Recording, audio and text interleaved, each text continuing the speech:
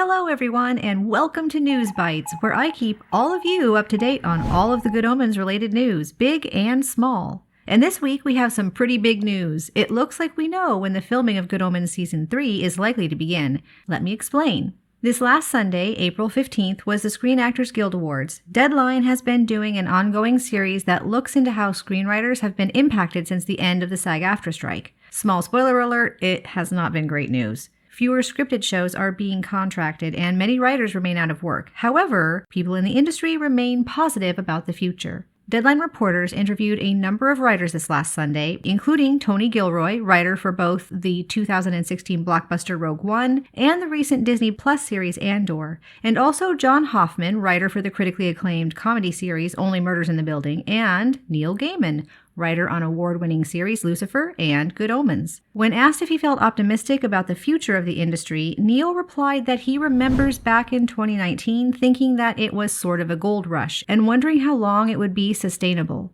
He went on to say he was thrilled to have Sandman set up during that period, but that he thinks the boom is over. However, he's excited about the future. Dead Boy Detectives is coming on April 25th. Sandman Season 2 is in the works. He says he's seen half the season and called it astonishing. So for any crossover Sandman fans, that's exciting. He then went on to say, and I quote, "I'm writing Good Omens Season 3 and we start shooting that in January."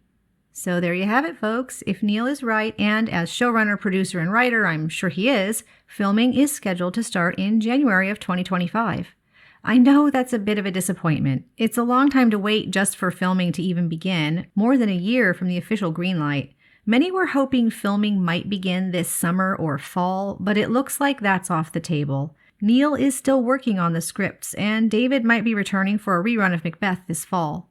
It's still going to be tricky to figure out what that means for a release date, but we do have a few clues because in response to this quote from Neil about filming beginning in January, talented makeup and hair artist Stevie Smith, who's been working with David Tennant since at least 2005 in the TV drama Casanova, posted to their social media, "That's January to May 2025 booked."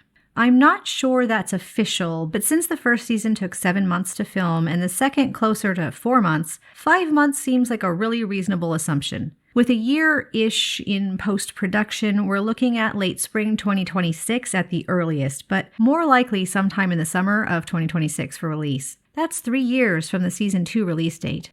I'm sorry I don't have better news, folks, but we're still lucky to get this final season, and I just know it's going to be worth the wait. The Deadline interview is very interesting with a lot of talented people, and I do suggest you check it out in full, link in the description. There's a lot going on behind the scenes in the world of TV and movies, and it's absolutely going to impact movies, shows, and series that you're a fan of, and getting a little industry insight is very enlightening. It's April, and spring has, well, mostly sprung, in the Western Hemisphere anyway, and you know what that means? That's right, convention season has arrived! I've got 2 bits of convention news. IneffableCon 5 has just released their guest list, and it includes Peter Anderson of Peter Anderson Studios appearing for his 4th time, Colleen Doran, the artist behind the Ineffable graphic novel, Rich Keeble, the actor who portrays Mr. Arnold, and 2 guests from Milk VFX, JC and Enrico. In addition, there will be fan-run content for those attending in person and online, live panels and discussions, workshops and games, and so much more. In-person tickets are sold out, but virtual tickets will be available right up through the convention, and having attended virtually in the past, I can tell you it's well worth the ticket price. Last year, not only did we get to see the big-name guests and fan-run content, but we also got to play virtual games. I wish I could be there in person, but this year it's gonna be virtually.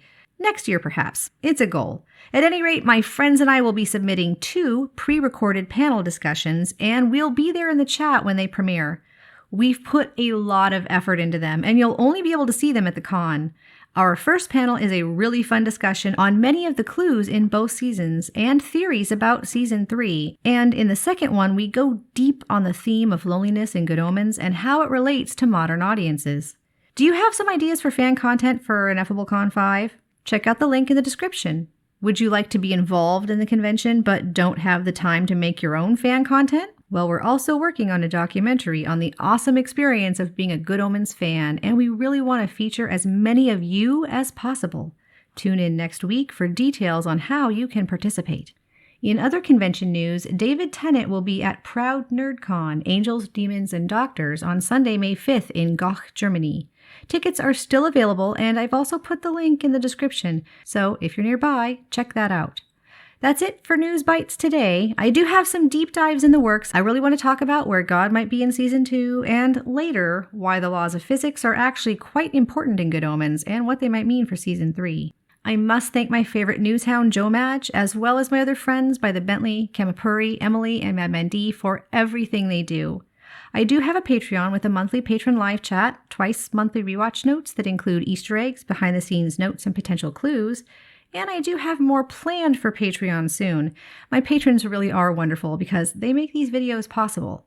Thank you to all of them and to all of you, dear viewers. As always, thanks for watching.